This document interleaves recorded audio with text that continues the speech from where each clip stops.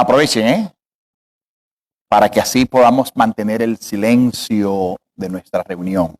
Bueno, estamos contentos de estar aquí esta mañana. Quiero pedirte que vayas al libro de Juan, el capítulo 15. Debo anunciar, y para que lo sepas, ahora que justamente llega el verano, vamos a hacer una pequeña pausa en el libro de Juan y vamos a entrar en una serie que tiene que ver con el libro de los Salmos. Se llama Refrescando tu alma en el libro de los Salmos. Serán salmos de aliento para nosotros. A partir del próximo domingo, Dios mediante, estaremos empezando esta nueva serie. Así que hoy vamos a hacer en el capítulo 15 un punto suspensivo, dicen, o un punto y seguido, para entonces retomar a Juan en los capítulos finales, los 4 capítulos finales más adelante después del verano.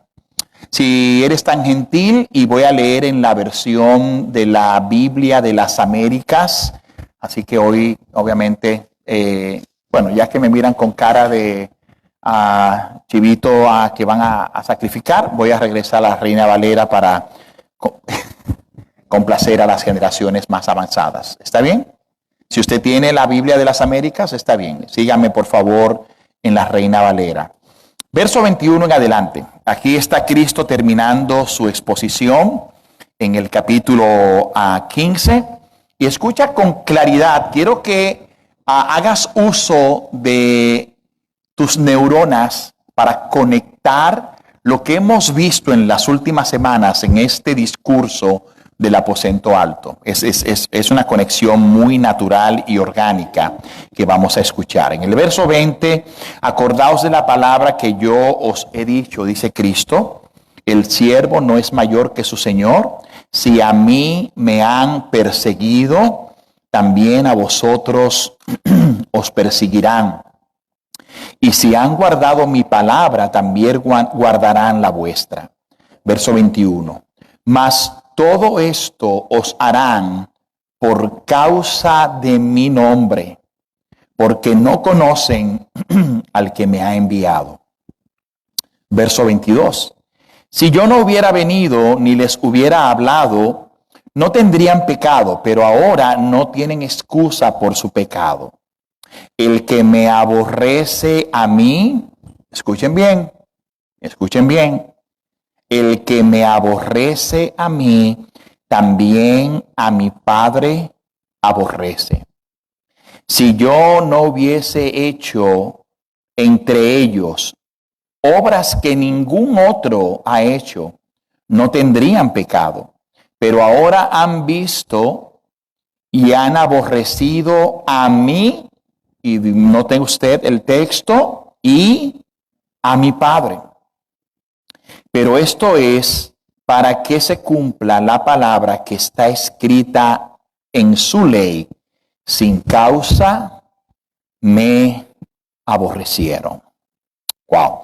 Pero cuando venga el Consolador, a quien yo os enviaré del Padre, el Espíritu, nota que está la E mayúscula, no está hablando de un objeto, de una cosa impersonal, sino de una persona, el Espíritu de verdad, el cual procede del Padre, él dará testimonio acerca de mí. Y vosotros daréis testimonio también, porque habéis estado conmigo desde el principio. La pregunta que nos hacemos y que muchas veces el hombre común se hace es, y los creyentes también es, ¿por qué es que es tan difícil al mundo entender estas realidades? ¿Es porque es ciego o porque es rebelde? ¿Cuál es la realidad? ¿Qué es lo que hace que esta historia, que parece una historia simple, tenga componentes que la hacen tan difícil de entender? ¿Es la historia o son los receptores? ¿Qué es lo que pasa en el corazón que tiene la capacidad de poder leer un libro complicado como, por ejemplo, en Asia, el Mahabharata, o pueden leer cualquier otro libro de ciencias o aún algún libro que tenga que ver con filosofía, alguna de las obras de Spinoza, aquel famoso judío español, o Shakespeare, si leen en inglés, o aún aquel famoso autor que amamos mucho de la lengua española y que escribió la famosa historia del Quijote de la Mancha. Algunas historias son fáciles de entender, otras no. Pero ¿por qué una historia que aparentemente es tan simple, que es tan vibrante, que está llena de escenas tan extraordinarias, es difícil de entender? Porque obviamente hay un principio claro en la Escritura y el apóstol Pablo nos ayuda a entender con claridad este concepto, es que hay una disonancia cognitiva en el hombre común. Es decir, aunque la historia es fácil de entender, él no tiene la capacidad de verla como debe verla. ¿Por qué? Porque él solo puede ver lo que es superficial, pero no puede ver lo que es esencial. Él no puede entender porque él no posee las características espirituales que hacen que la historia para él sea relevante y sea personal. El mundo entero ha escrito acerca de Cristo. Hombres han escrito a favor de él. Papini, un autor también italiano de muchos años, después de haber sido un hombre ateo por años, leyendo el Nuevo Testamento, entendió que Cristo era un personaje real y escribió una biografía de él. Pero otros muchos han pasado la vida entera leyendo la historia de Cristo solo para encontrar defectos o contradicciones que puedan echar por tierra al personaje principal de la historia. No, es obvio que hay algo más que escapa al entendimiento humano. Hay algo más que puede ser que un genio, un hombre con un gran grado de inteligencia, humanamente hablando, y los hay niños que a los 12 años se están graduando de la universidad. ¿Tiene usted un hijo así? ¿O usted tuvo la oportunidad de tener esa capacidad? Hay un viejo matemático en Yale que se entretenía camino al trabajo sacándole la raíz cuadrada a las placas que iban delante de él. Y para mí 2 más 2 son 5. Bueno, son 4, pero quiero decir, algunos no poseen esta capacidad. Pero sin embargo, hombres comunes y simples pudieron ver en Cristo lo que un genio de las ciencias o de la literatura no pudo ver. Recuerda que cuando los primeros apóstoles predicaron el evangelio, la expresión clásica de sus enemigos era: ¿de dónde éste ha sacado la capacidad de hablar como habla? Si es del vulgo y sin letras. ¿Cómo es que un hombre cuya vida se dedicó a sacar peces del mar ahora abre su boca con tal denuedo que trae convicción sobre incluso maestros de la ley y escribas que han pasado 50 años de su vida copiando el Antiguo Testamento? ¿Cómo es posible? Porque solo por la gracia de Dios, el corazón, no importa el corazón común de un hombre común o el corazón de un genio, pueden ser capturados y abiertos los ojos del entendimiento para que puedan ver lo que otros no ven. Lo que otros no ven. Y antes de ir al texto, no debe sorprendernos que el apóstol Pedro, el mismo del cual estoy hablando, al escribir una de sus cartas, si vas conmigo a su primera carta, que está un poco más cerca del libro de Apocalipsis, entenderás qué es lo que estoy diciendo. Porque Pedro dice: yo vi su gloria, yo estuve en el Monte Santo, yo oí la voz del Todopoderoso, yo estaba allí. Pero por encima de lo que vi y por encima de lo que oí, hay algo más importante. Es la palabra profética más segura. ¿Sabe lo que está diciendo el texto? que aunque Pedro tenía todo lo que tenía, todo el poder como testigo ocular, escucha, no que le contaron, no que alguien le dijo, no, como testigo ocular, cuando Cristo se transfiguró, Pedro estaba allí. ¿Recuerdas? Pedro y dos más de los discípulos. Y él escuchó, no solo vio a Cristo transfigurarse, vio a Moisés y a Elías. Y no es que Pedro tenía tanta hambre que empezó a ver visiones. No, como nos pasa mucho de nosotros. Que creemos que hemos visto visiones cuando tenemos o mucha comida o poca comida en el vientre. Sí, porque algunos por la gran cantidad de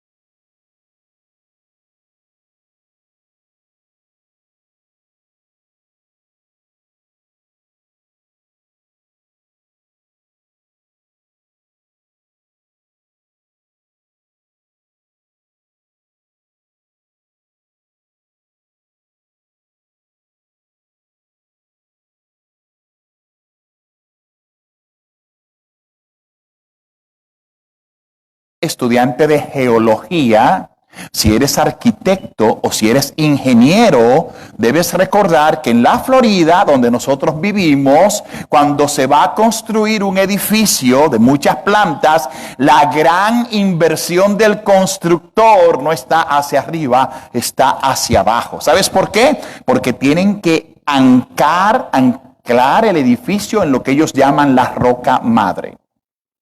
Porque un edificio muy pesado, sin estar anclado correctamente, ¿sabe lo que va a pasar? Va a empezar a hundirse. Mi papá tiene una teoría, mi padre. Él decía que aquí se construyen todas las casas de cartón para que cuando venga un huracán se las lleve todas y haya que volver a ir a Home Depot a comprar otra vez. No, en realidad es que las casas que se construyen en los grandes construcciones de propiedades se hacen más livianas para evitar lo que ellos llaman sedimentación. Usted ha visto que en su casa, en algunas casas, y ahora va a hablar el inspector. Yo soy un inspector graduado, duré 6 meses estudiando esa cosa y me dieron hasta un título, qué bárbaros son. Bueno, el inspector va a la casa y ve una grieta en la sala y dice sedimentación. Y luego te da un tiquecito por $200 para que tú le pagues a él. Entonces, ¿qué sedimentación? Que el peso ha hecho ceder la estructura. Y es así que dice Pedro. Pedro dice, los constructores, los expertos, los que eran los especialistas, desecharon la roca principal. Dice Pedro, la que ha venido a ser la cabeza del ángulo. Pero ¿qué pasó con los otros? Quizá los simples, los que no eran especialistas, esos que dicen se han acercado a él cual piedra viva. Y para ellos, los expertos, esta roca es roca de escándalo y caída.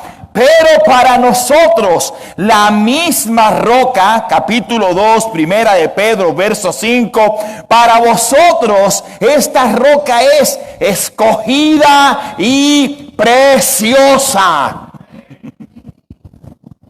¿Qué nosotros vemos en Cristo que ellos no pueden ver?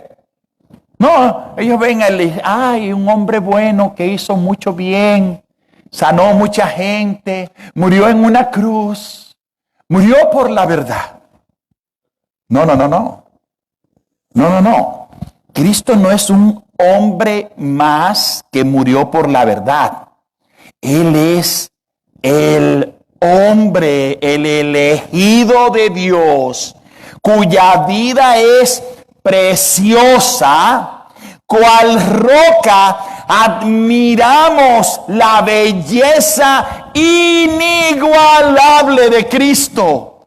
belleza inigualable. Búsqueme todos los grandes hombres de la historia, uno por uno. Póngamelo en línea, uno al lado del otro. Los que eran mártires, los que fueron libertadores. Búsqueme a Washington, a Duarte, a Miranda, a Bolívar. Póngamelos a todos ahí uno al lado de ellos. Reúnalos a todos y ellos juntos no tendrán ni la mínima parte de lo que Cristo mismo es. No es que lo diga yo, no es que lo diga yo, es el testimonio de la Escritura, es el testimonio de la Escritura.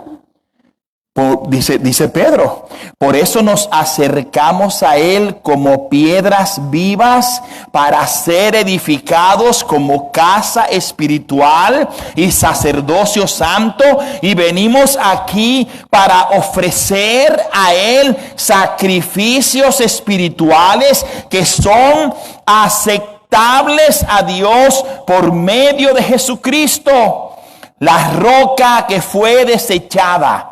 Esa misma roca que para nosotros es preciosa, escucha, para vosotros pues lo que creéis en Él es precioso, pero para los que no creen, la piedra que los edificadores desecharon ha venido a ser cabeza del ángulo, escucha, piedra de tropiezo y roca que hace caer, porque tropiezan. ¿Dónde tropiezan? ¿En qué tropiezan? ¿En las ideas de alguien? No, dice, tropiezan en la palabra. No pueden entender la palabra. Y así, siendo desobedientes, a lo cual fueron también destinados. Es aquí que cuando tenemos a Cristo hablando, entonces en el libro de Juan, encontramos a Cristo cerrando el capítulo con estas palabras donde nos muestra que a pesar de todos los milagros, a pesar de todos los discursos, a pesar de todo el bien hecho a favor del pueblo, del hambre saciada, de la enfermedad sanada, del ánimo restablecido, del consuelo sobre el que lloraba, el que sufría, el que no tenía esperanza, a pesar de todo eso, todavía continuaban algunos ciegos y rebeldes. Esa es la verdad. Es una rebelión deliberada. Por eso es que el reformador Juan Calvino decía, la incredulidad no es una simple debilidad, es una malicia voluntaria. Y quiero entrar en mi primer punto, los versos que van del 22 al 24. El 22, el texto del 22 dice allí, regresa conmigo por favor al texto. Si yo no hubiera venido y ni les hubiera hablado, no tendrían pecado, pero ahora no tienen excusa por su pecado. El 23, el que me aborrece a mí, también a mi Padre aborrece. Si yo no hubiese hecho entre ellos obras que ningún otro ha hecho, no tendrían pecado, pero ahora han visto y han aborrecido a mí y a mi Padre. Y creo que, de verdad, creo que esto es importante. Cuando yo estaba en el proceso de ser alumbrado espiritualmente, es decir, cuando habían todas estas preguntas, yo pasé por un periodo muy amargo, porque yo decía que todos estos problemas espirituales y todas estas preguntas que eran de carácter, algunos llaman filosófico, pero que eran de carácter existencial, yo decía, es culpa de Cristo. Es culpa de Cristo, porque si Cristo no hubiera venido, esto no hubiera pasado. Pero ¿qué yo ignoraba? Yo decía, ¿para qué? Bueno, y cuando yo descubrí este texto, si yo no hubiera venido ni les hubiera hablado, no tendrían pecado, pero ahora no tienen excusa por su pecado. Yo decía, ahí está claro. Si Cristo no hubiera venido, yo fuera feliz y libre. Porque yo no entendía que el problema aquí no era Cristo, era yo. Porque si Cristo no hubiera venido ni hubiera hablado, yo hubiera sido como quiera, yo hubiera seguido siendo pecador. Pero un pecador en ignorancia. ¿Cuál hubiera sido mi resultado al final?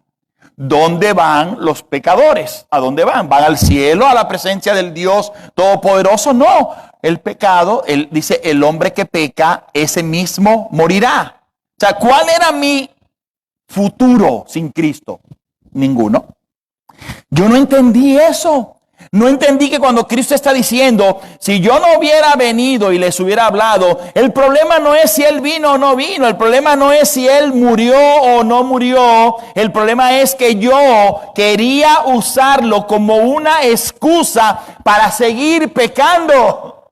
Y no entendía que aunque Él nunca me hubiera enterado del que Él hubiera venido, eso no borraba mi realidad. ¿Sabes cuál era mi realidad? Que yo no podía decirle que no al pecado. Era mi realidad. Era mi única realidad. Era que cuando mi cuerpo decía, es hora de fumar, yo sacaba mi cajetilla, sacaba mi Marlboro, lo apretaba.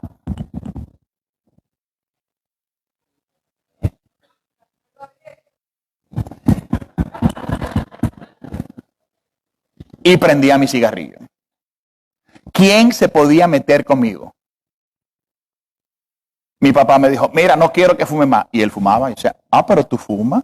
Sí, pero tú eres un niño. No te preocupes por mí. ¿A quién daba yo cuenta? Hasta que la gracia de Dios me alcanzó. Cuando la gracia de Dios me alcanzó, ya yo no tenía que esconderme de mi padre, de mi papá físico, porque yo sabía que por encima de mi papá físico, mi Padre celestial estaba constantemente con sus ojos sobre mí. Y que saber eso funciona. ¿Sabes por qué? Porque usted va por la I-95, 75, 76, 80, y allá unas lucecitas ahí adelante, y usted hace, ¿verdad? Nadie dice, ahí está la luz, voy a pasar 100 por ahí. Después de 30 millas, ¿tú sabes lo que va a pasar? Llama a tu abogado, porque después de 30 millas te van a poner las esposas y te van a mandar a la chirola por un mes. Esa es la ley en la Florida.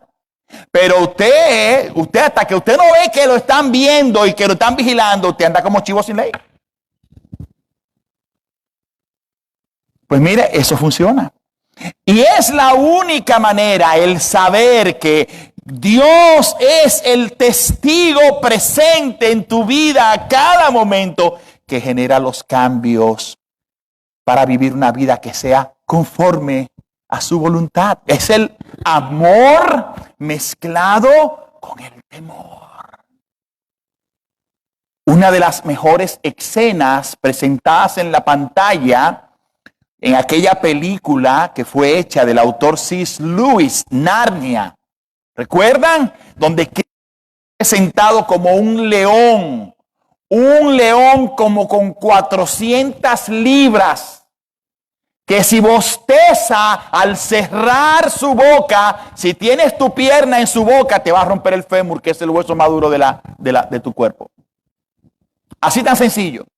Y alguien le pregunta a esta niña que tiene una relación muy cercana con ella, con respecto a Aslan, como le llamaban, ¿tú no le tienes miedo? Ella dice, sí, él es temible, pero al mismo tiempo amable. Ese es Dios. No olvides, dice Pablo, la bondad y la severidad de Dios, porque Él es fuego consumidor. ¿Y cuál es la idea? La idea es que el mismo fuego que en momentos de frío te produce calor para sostener la vida, es el mismo fuego que cuando te vuelves contra él puede encenderse deprisa y eliminarte para siempre, aunque seas hijo del sumo sacerdote. En este capítulo y en este versículo 22, cuando Cristo dice, si yo no hubiera venido y no les hubiese hablado, no tendrían pecado, pero ahora no tienen excusa por su pecado, es porque el Logos de Dios, la palabra de Dios, habla. Y aunque ellos creían que tenían la salvación ganada por su etnia, por la sangre que corría en sus venas, Cristo les dice, no, no es así. Hay un principio bíblico en Juan 1:12 que declara con toda autoridad, mas a todos los que les recibieron y a los que creen en su nombre, Él los ha hecho ¿qué? Hijos de Dios. No es por la etnia, no es por la fuerza de la etnia, no es por la fuerza de la herencia, no es por la fuerza de la tradición. Esto es por la fuerza de la gracia de Dios. Sí, es cierto que hay grados de culpabilidad.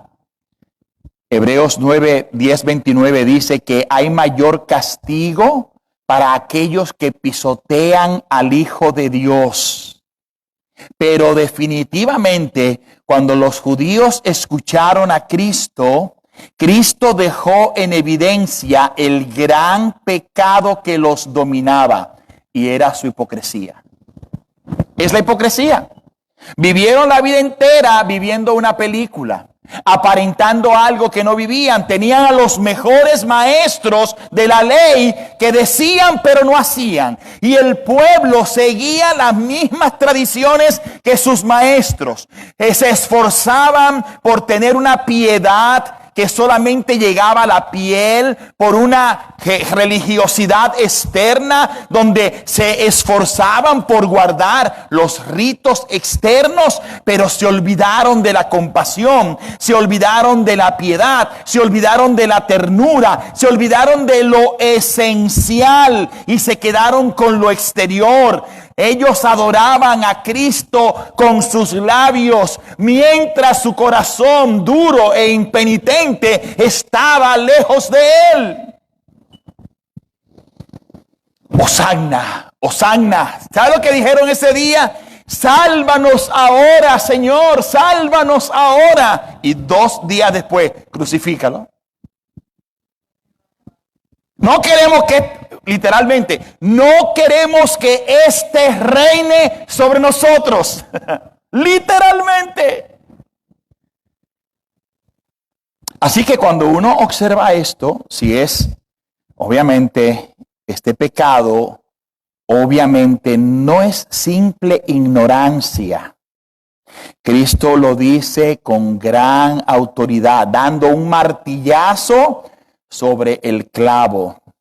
Si yo no hubiese hecho entre ellos las obras que ningún otro ha hecho, no tendrían pecado. Pero ahora las han visto. ¿Y sabe cómo concluye Cristo? Me han odiado a mí y también a mi Padre. Este es el gran dolor de cabeza de los sectarios. Ese es el gran dolor de cabeza de los que quieren vivir su evangelio según su propia versión. Dime una cosa, ¿a qué iglesia tú vas? No, yo no voy a ninguna iglesia porque yo pertenezco a la iglesia universal de Cristo. Oh, sí. Sí. Y entonces yo voy cuando yo quiero y cuando no quiero no voy. Pero tú eres, ¿qué más tú haces? No, nada, yo me siento libre, yo no sigo hombre, yo sigo a Cristo.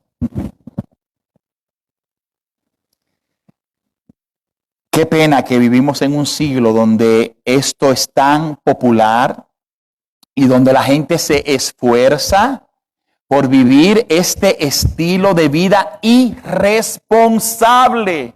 Lo voy a decir, irresponsable.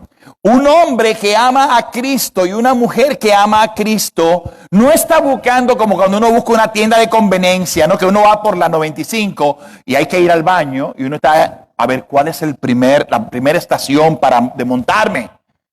Aunque no vendan nada, porque hay una necesidad. Y el hombre común quiere hacer exactamente lo mismo. Quiere acercarse a Cristo solo por conveniencia. Solo cuando las cosas van mal, ¿no? Como a la famosa frase, Señor, si me saca de esta, siempre te serviré. Y cuando te sacan de esa, ¿qué haces? Vuelve a lo mismo de antes. A lo mismo de antes. Faraón, Moisés, ora por mí. He pecado contra Dios. Quítame esta rana, quítame estos piojos, quítame esta enfermedad. Límpianos. Y Moisés iba, está bien, Señor. Ten misericordia de este faraón, este barbarazo que no quiere dejar ir al pueblo. Está bien, voy a quitar. Le quitaban la aflicción. ¿Y cómo venía después? Peor. ¿Sabes por qué? Porque su preocupación no era arrepentimiento genuino, solo liberarse del dolor. Cuando una persona actúa así, él está diciendo con lo que está diciendo justamente que lo menos que hay en su corazón es temor a Dios. Es lo menos. Hay un gran escritor, Stephen Charnock, que es un puritano, que él decía estas palabras: Cristo no vino a hacer más fácil el pecado, sino a hacerlo más imperdonable.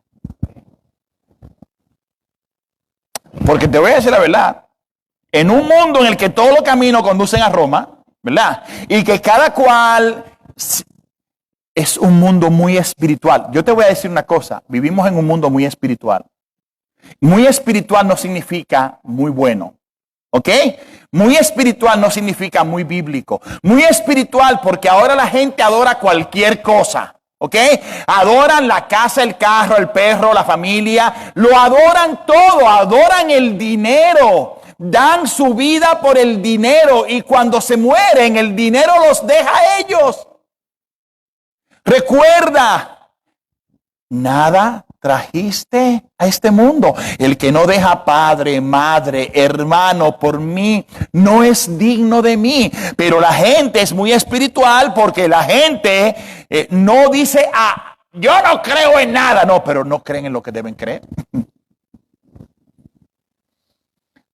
Romanos 1:21, Pablo dice, vamos a ver un par de textos antes de ir cerrando. Romanos 1:20 y 21. Observa el argumento del apóstol. Observa el argumento del apóstol. Porque las cosas invisibles de Dios, su eterno poder, su divinidad o deidad, se hacen claramente visibles desde la creación del mundo, siendo entendidas por medio de las cosas hechas, de modo que no tienen excusa. Por favor, mírese al espejo y dígame, si este cuerpo, no sé si lo amas o lo odias, pero este cuerpo que tienes tú, si no es una obra maestra del Creador. Tú estás sentado en tu silla y tus pulmones están automáticamente absorbiendo aire y expelando aire. ¿Ah? Y tu cerebro está como una supercomputadora oyendo cada palabra. Y tus olfato, ¿verdad? Conectado, todo conectado entre sí en una manera extraordinaria, que tú vas caminando por la calle al mediodía y tú puedes adivinar lo que están cocinando. Bacalao con papa. Arroz con pollo. ¿Cómo es posible? ¿Cómo es posible que tú estés tan bien amarrado internamente que aún esos pequeños detalles, ¿qué te dicen a ti? Si sigues creyendo el cuento que bajaste de un árbol y que con el paso perdiste el rabo y pasaste de un Homo sapiens a un sapien completo, por favor, por favor. Todo lo que ven tus ojos, lo que oyen tus oídos, la música, la melodía, los colores, los olores, el cielo, las estrellas, la brisa que choca en tu rostro, el sonido del río, el de la tormenta, el del agua cayendo sobre el zinc de la casa. Todo es evidencia clara y palpable de que alguien más grande que nosotros y por ende más poderoso que nosotros lo hizo. Porque tú dices, se me dañó el reloj. ¿Dónde tú vas? ¿Y el relojero qué hace? Además de engañarte, ¿verdad? Porque te dice que a lo mejor le puso pila y lo limpió y no era nada. Pero el relojero sabe cómo funciona el reloj, ¿verdad? Lo destapa y aunque sea un reloj suizo, no como esta matraca que yo tengo, lo destapa y pone todas las piececitas en su lugar. Y tú dices, ¡wow! ¡Qué exacta la hora! Y el universo tiene una exactitud, una extraordinaria exactitud para que todo funcione como debería ser. Pero, dice el texto, aún habiendo conocido a Dios, o sabiendo que estas cosas vienen de su mano, no le glorificaron como a Dios, ni le dieron gracias, sino que se envanecieron en sus razonamientos y su necio corazón fue entenebrecido. Y se escribieron millones de libros, se gastaron cientos de toneladas de tinta para escribir todos estos disparates que hemos escuchado de la ciencia, cuando el camino más simple y sencillo es recordar que toda obra hecha según el axioma que no necesita ninguna demostración, matemáticamente hablando y filosóficamente hablando, es que toda cosa creada tiene detrás de él un creador. Ay, pero que yo no entiendo si a lo mejor este creador es bueno. Esos son otros detalles. Esos son otros detalles. Pero la evidencia es abrumadora. Abrumadora. Por eso concluye la Escritura que los hombres que dicen no hay Dios no deben ser llamados ateos, deben ser llamados necios.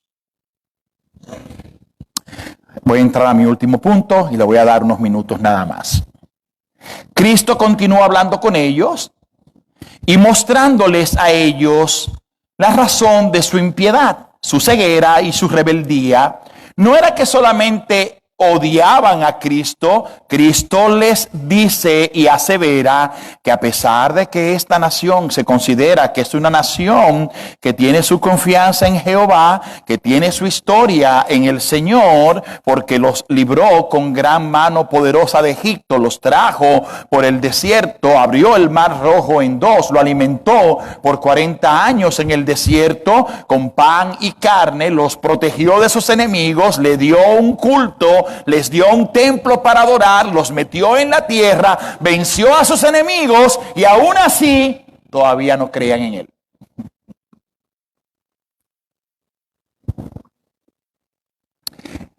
Pero el problema es este. Ahora no creen en mí, dice Cristo. Pues le tengo una buena. El que no cree en mí tampoco cree en Dios. ¿Cómo? Sí, así mismo es. Así mismo es. Si no crees en mí, tampoco puedes creer en el que me envió, porque él y yo somos uno. Estamos en el mismo equipo. Cuando él hace un gol, ¿tú sabes quién lo celebra? porque somos del mismo equipo. Y si yo hago un gol, él lo celebra, porque estamos en el mismo equipo. Y lo interesante, nunca nos han vencido. En todas las competencias que hemos participado desde la creación del mundo, siempre hemos ganado. No sé si usted quiere ser parte de ese equipo. Pues yo te voy a decir una cosa. Acá en la Florida, usted sigue apoyando a los Marlins o a los Hips. No, porque la tú sabes, Miami Dolphins. Me encantan todos. Yo apoyo a todos los equipos de la Florida, aunque no ganen nada. Pero eso es emoción, ¿no? Pero en lo espiritual, es mejor estar con el que nunca ha perdido una batalla. Es mejor ser fan o fanático de aquel que cada vez que sale al terreno va a ganar. No por un gol, no. ¡Wow! Por todos los goles.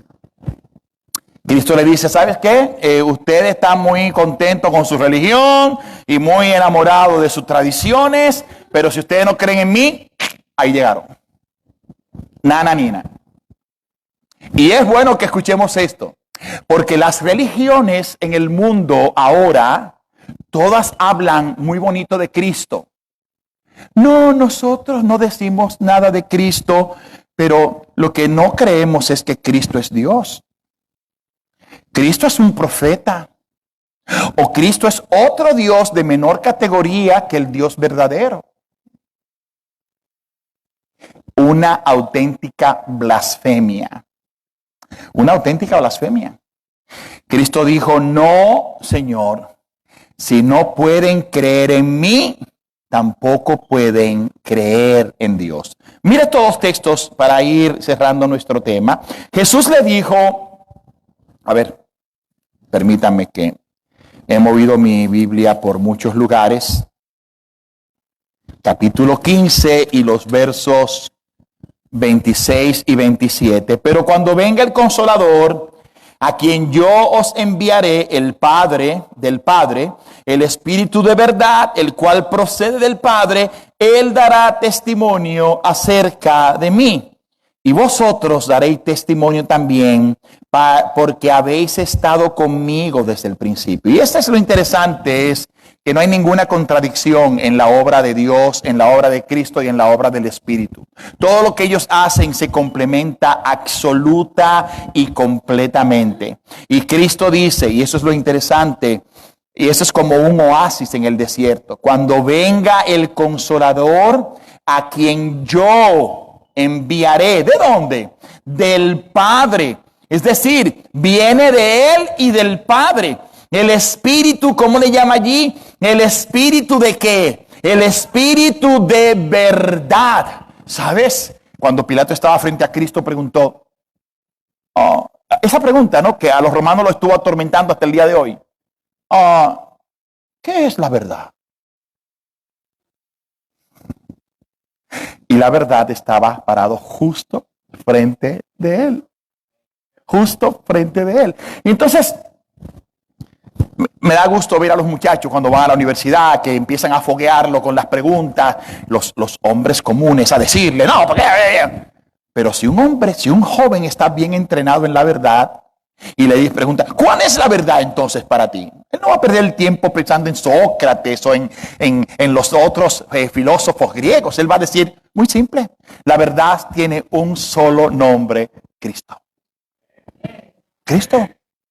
Esa es la verdad que yo he creído y la que nunca me ha fallado es Cristo.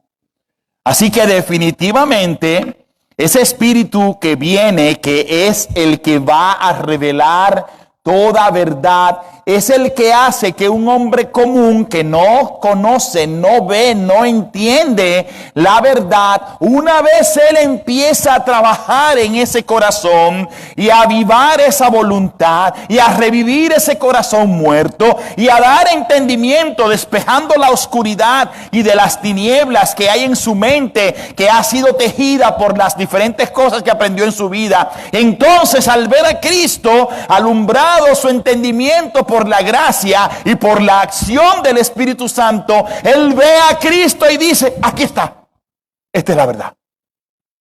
Esta es la verdad. Cosa que no pudo ver Pilatos. Tan cerca que lo tuvo y tan lejos que murió de esa verdad. Dice, este Espíritu viene para dar testimonio de mí. Quiero que veas finalmente conmigo Deuteronomio 19:15, por favor. Esta escritura antigua, Deuteronomio 29. Si no estás muy acostumbrado al Antiguo Testamento, te diré que este es el gran libro que los reyes debían escribir palabra por palabra antes de tomar el trono. ¿Verdad, don Chino? 19 y el verso 15.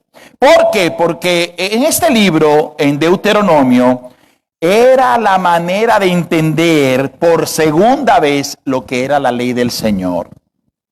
Y es allí en el verso 15 que dice el texto: no se tomarán en cuenta a un solo testigo contra ninguno en cualquier delito ni en cualquier pecado, en relación con cualquier ofensa cometida, solo por el testimonio, dice allí, de 2 o 3 testigos.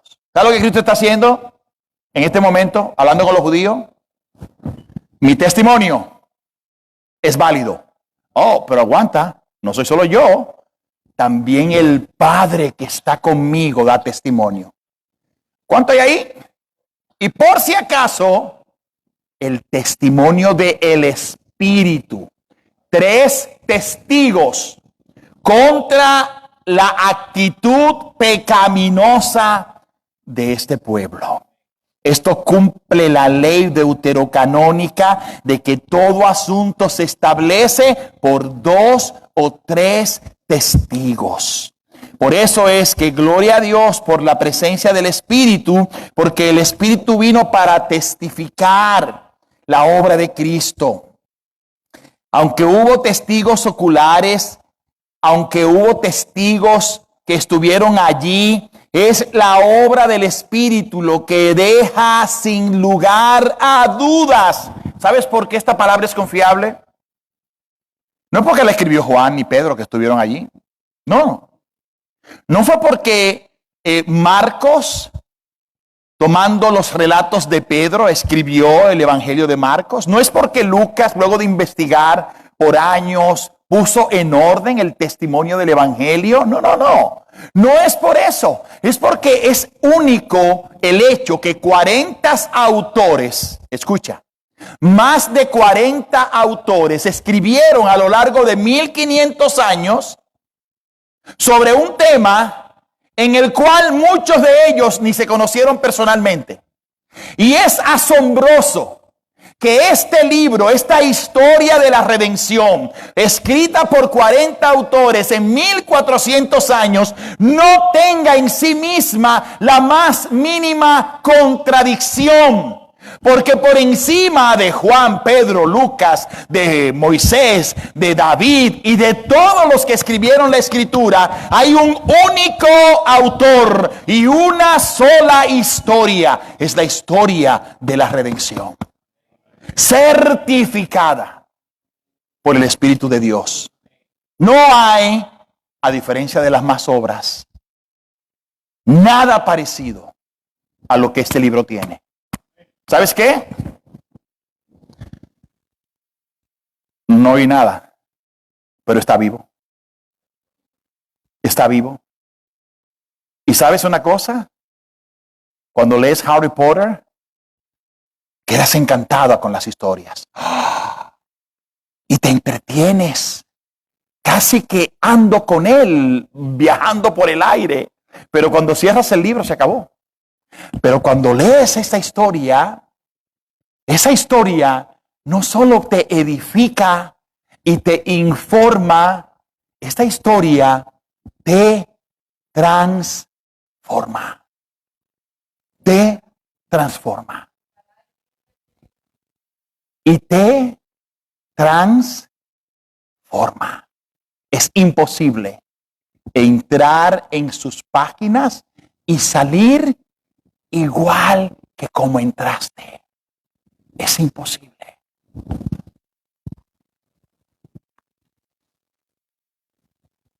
Hay una aplicación para esta mañana. Por si alguna razón estás desanimado, quiero que recuerdes que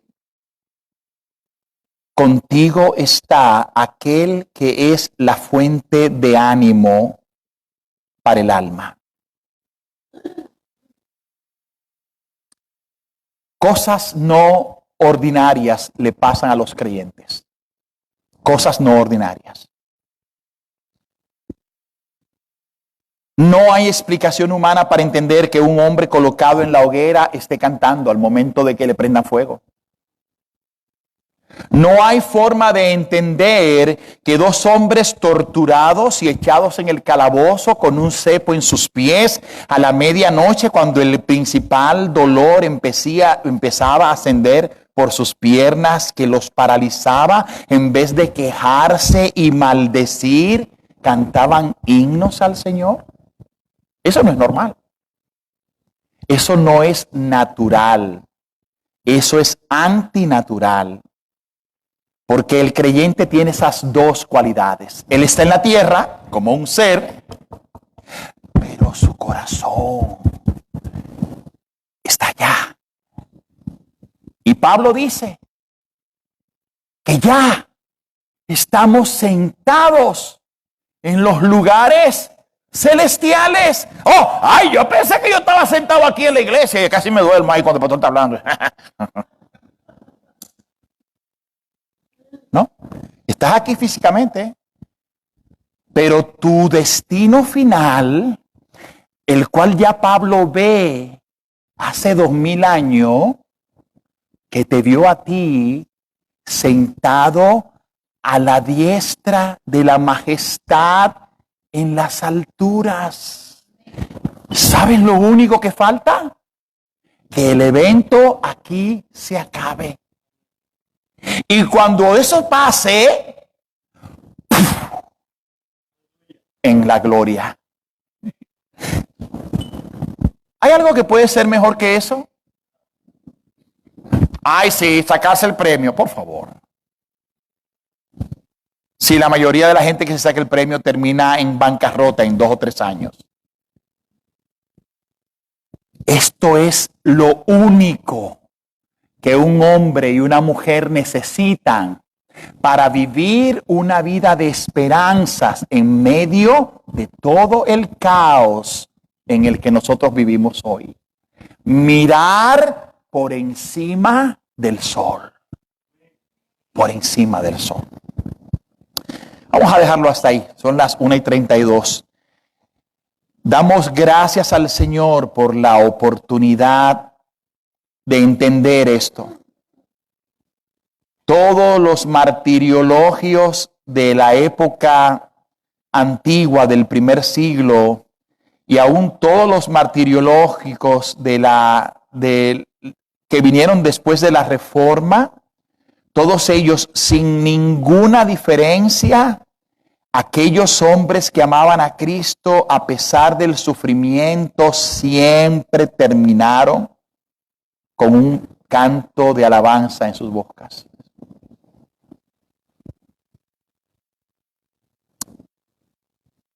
Quiera Dios que Él nos ayude a dar testimonio en los buenos tiempos y en los malos tiempos. Vamos a orar.